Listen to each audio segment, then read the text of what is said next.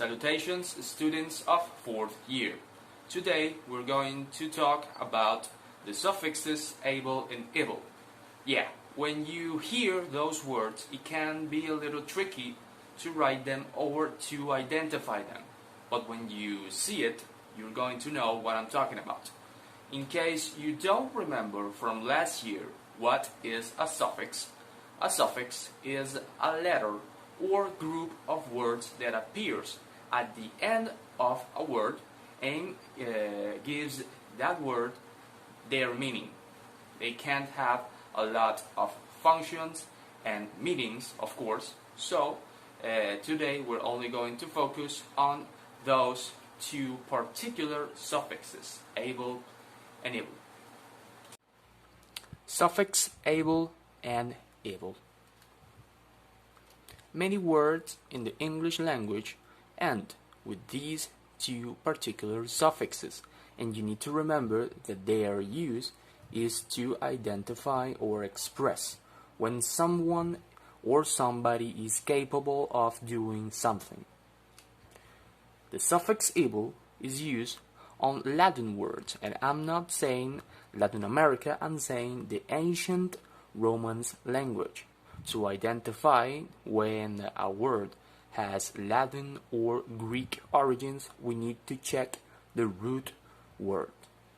There are over 100 words that contains this suffix, but there are no new words that are being made. For example, we have accessible, flexible, incredible, and sensible. On the other hand, the suffix able is used on some Latin words. For example, dependable is also used on non-Latin words, for example, washable, and is used on the new words that are being created. For example, network is a new word. Therefore, if we have to add a suffix, we need to add the suffix able, networkable. If you can't decide when to use able and when to use ible, there is one important rule that we need to follow, but we need to be aware that it doesn't always work. For example, if we remove the suffix able, we're still gonna have a complete word. For example, we have the word renewable. If we take away the suffix able, we still have the word renew.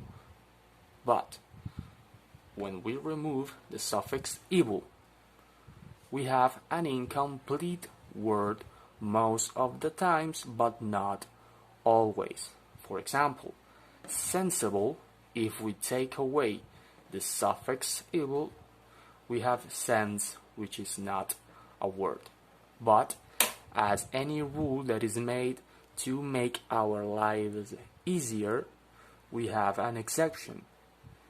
Accessible, if we take away the suffix, we still have access, of course, with the s being added. And as the word accessible, we have many other words that if we take away the suffix able, is still being a complete word. The best way to know when to use able and when to use ible is to familiarize yourself with all the words that contains those suffixes. Now we're going to practice with this topic. Pay attention on our chat for instructions for the exercises that we're going to do today. That's it for today's video.